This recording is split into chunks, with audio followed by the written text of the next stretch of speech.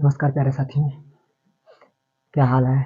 उम्मीद करते हैं स्वस्थ होंगे, मस्त होंगे। टॉपिक हमारा है कि कैसे रासायनिक अभिक्रियाओं को हम लोग संतुलित करते हैं। तो आज हम लोग एकदम सिंपल लैंग्वेज में सीखेंगे कि कैसे बैलेंस करते हैं। तो सबसे पहले हम लोग ये देख लेते हैं कि हमारे समक्ष जो भी केमिकल इक्वेशन को रखा गया है वो बैलेंस है कि डिसबैलेंस है, मीन्स संतुलित है कि असंतुलित है। तो एक बार हम लोग चेक जरूर कर लेते हैं कि संतुलित है कि असंतुलित है।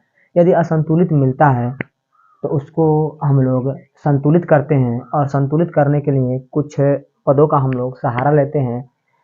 जैसे अभिकारक में और उत्पाद में हम लोग कंपेयर करते हैं, तुलना करते हैं कि सभी तत्वों के परमाणु, जितने परमाणु अभिकारक में है उतना ही उत्पाद में है कि नहीं। यदि है तो वो हमारा समीकरण है, संतुलित समीकरण है, और नहीं है तो उस समीकरण को हम लोग क्या बोलेंगे, असंतुलित रासायनिक समीकरण बोलेंगे। एनसीईआरटी बुक से हमारे पास कुछ डिसबैलेंस केमिकल इक्वेशन है, असंतुलित रासायनिक समीकरण है, जिसको हम लोग चल रहे हैं संतुलित करने। तो प्रारंभ कर रहे हैं फर्स्ट को देखेंगे। फर्स्ट यह हमारा क्या है, यह हमारा HNO3, जिसको हम लोग नाइट्रिक एसिड बोलते हैं, नाइट्रिक अम्ल HNO3। और हमारा यहाँ पर है कैल्शियम हाइड्रोक्साइड। नाम लिखते चलें, इसका नाम है नाइट्रिक अम्ल और इसका नाम है कैल्शियम हाइड्रोक्साइड, कैल्शियम हाइड्रोक्साइड, जिसको हम लोग सामान्य भाषा में इसको मेरे साथियों बूझा चूना बोलते हैं। देखें, नाइट्रिक अम्ल को जब बूझे चूने के साथ अभिक्रिया कराया गया है तो कैल्शियम नाइट्रेट बना है। क्या बना है? Calcium nitrate. और क्या बना है? जल बना है। तो पहले हम लोग कंपेयर करें कि अभिकारक में और उत्पाद में परमाणु की संख्या बराबर है कि नहीं। यदि बराबर है तो छोड़ देंगे क्योंकि वो संतुलित है, और बराबर नहीं है तो उसको हम लोग सरल करेंगे क्योंकि वो क्या है, असंतुलित है। हाइड्रोजन इधर टोटल कितने हैं, तो हाइड्रोजन 1 और यहाँ पर कितना है, 2 भाग। ये ट्वाइज है, OH का ट्वाइज है, मीन्स ऑक्सीजन में 2 है और हाइड्रोजन में कितना है, 2 है। कोष्टक के अंदर ट्वाइज है, थ्राइज है, मोनो है, ट्राई है। क्या है, यदि 4 है तो कोष्टक के अंदर जो है 4 भाग है, 2 है तो कोष्टक के अंदर जो है कितने भाग है, 2 भाग है। तो हाइड्रोजन 1 और 2 कितना, 3। इधर टोटल कितना है, तो 2 है, डिसबैलेंस है। हाइड्रोजन ही यहाँ पर डिसबैलेंस मिल गया। फिर देखते हैं यहाँ पर नाइट्रोजन की संख्या 1, इधर नाइट्रोजन की संख्या कितना है, 2। तो मीन्स नाइट्रोजन में क्या है, डिसबैलेंस है। फिर देखते हैं ऑक्सीजन, इधर कितना है, 3, इधर कितना है, 2, 3 2 5, और इधर कितना है, 3 दूना 6 और 1 7। कितना प्लस है इधर, तो 2 ऑक्सीजन। तो इस केस में हम लोग क्या करते हैं, किसी एक को टारगेट बनाते हैं, किसी एक एलिमेंट्स को हम लोग क्या बनाएंगे, टारगेट बनाएंगे। तो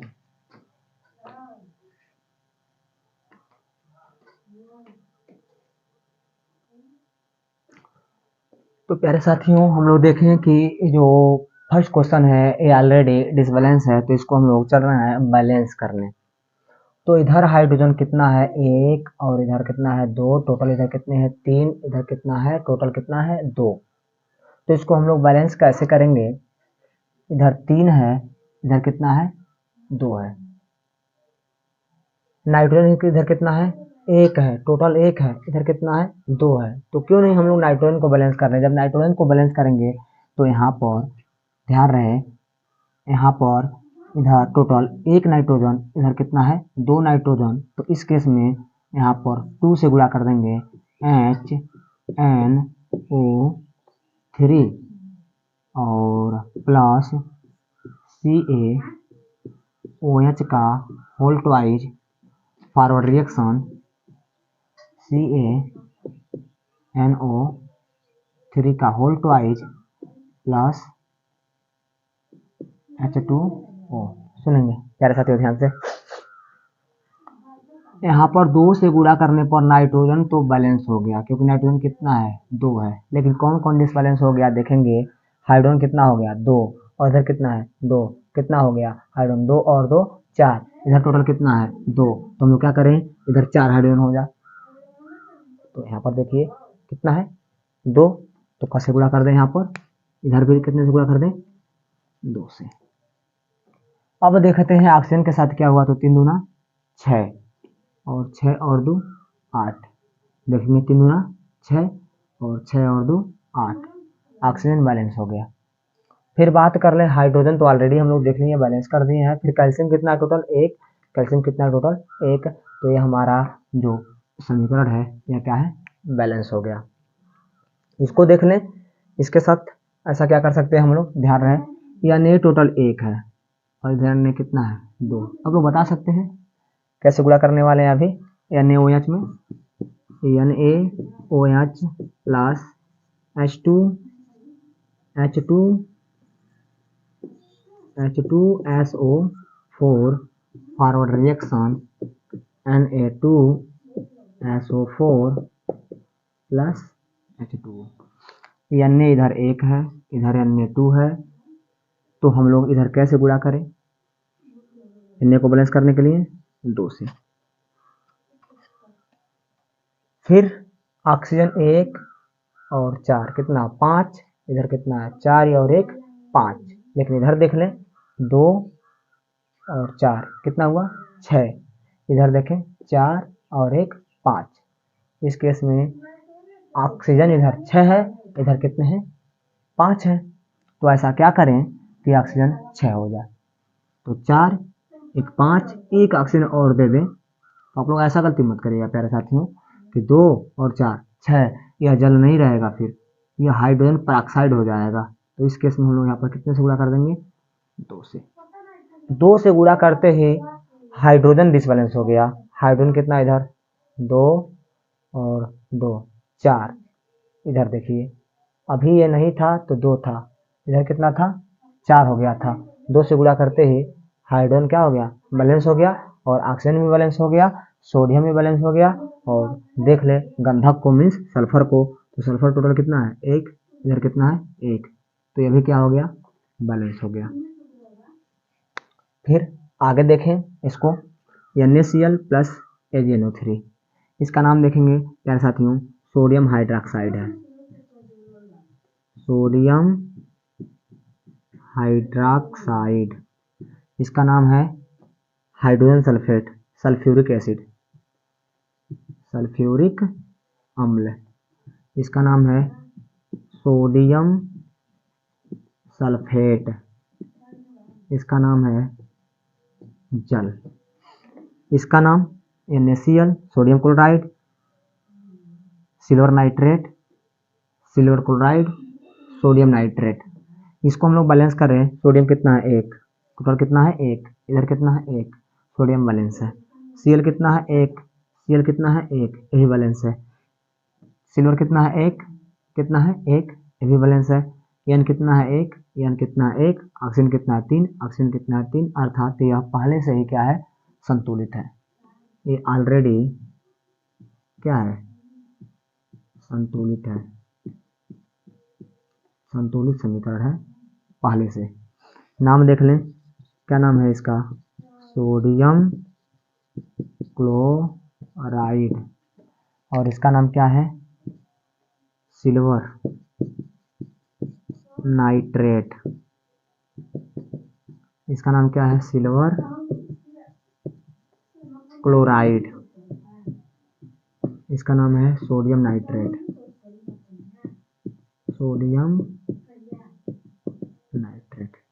प्यारे साथियों अंतिम लास्ट वाले को हम लोग देखें तो शुरू में जैसे है BaCl2 plus H2SO4 forward reaction BaSO4 plus 2HCl।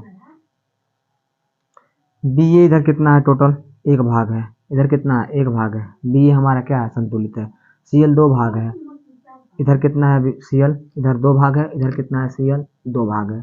Cl क्या है, संतुलित है। H कितना है, 2 भाग है, इधर H कितना है, 2 भाग है, संतुलित है।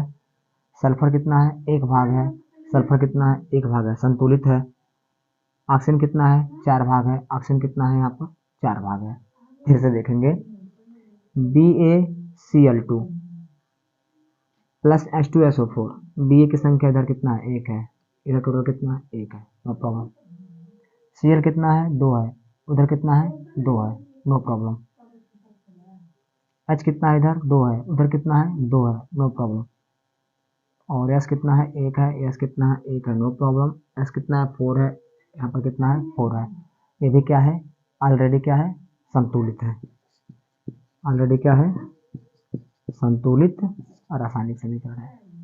तो इसमें हम लोग स्पेशल क्या सीखे हैं, इसमें स्पेशल हम लोग यही सीखे कि कोई भी केमिकल इक्वेशन दिया रहता है, पहले हम लोग देखते हैं कि उसके जो भी एलिमेंट्स हैं अभिकारक में, मतलब क्रियाकारक में और प्रोडक्ट में, उत्पाद में बराबर है कि नहीं है।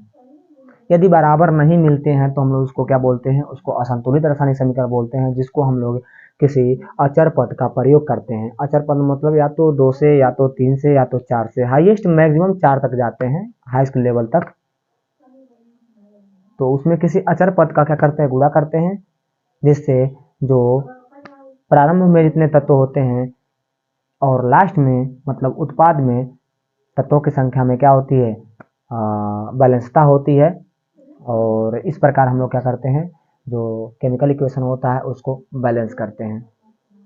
तो उम्मीद करते हैं यह जो 2-4 रिएक्शन आप लोग के NCERT बुक से, सिलेबस से ढूंढ कर लाए थे, भली बात समझे होंगे।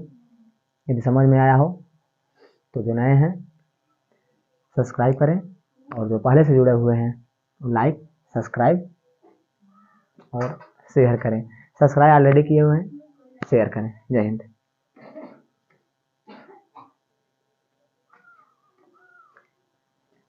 प्यारे साथियों, अब हमारा टॉपिक है अंतिम टॉपिक की ओर हम लोग पहुंच चुके हैं। टॉपिक हमारा है संक्षारण।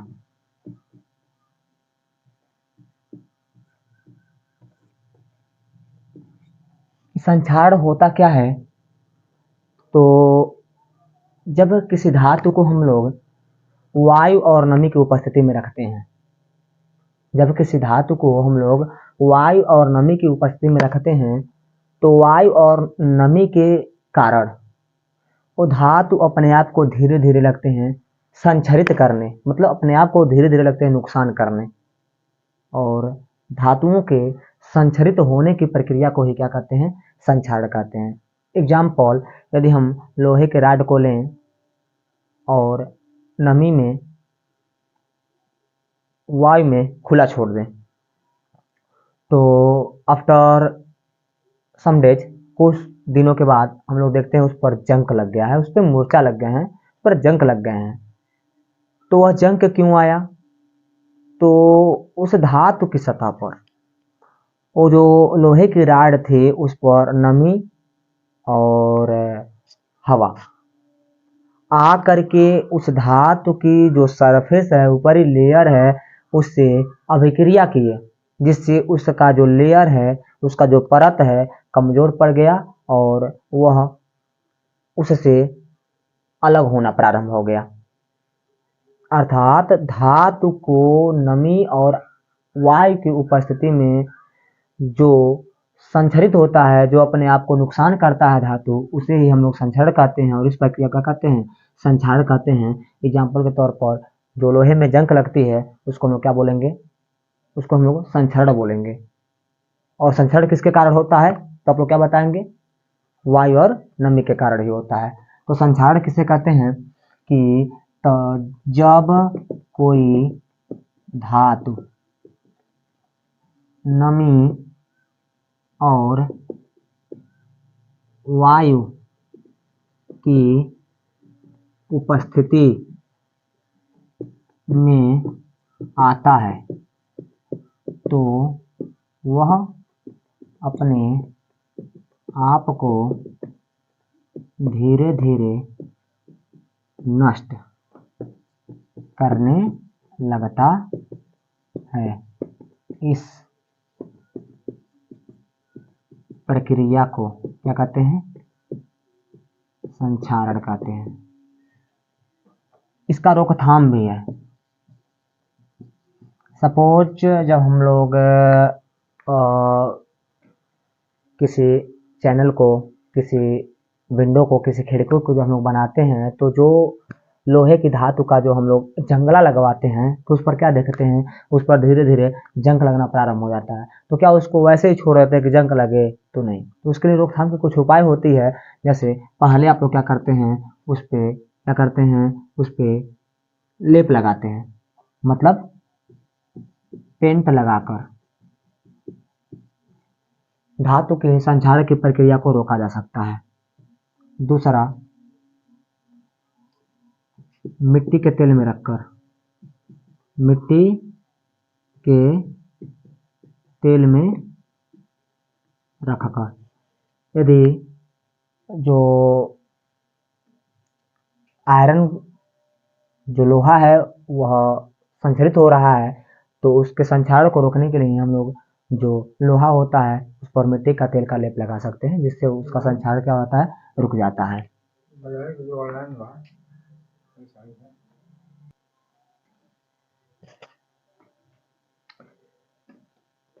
तीसरी मेथड क्या है?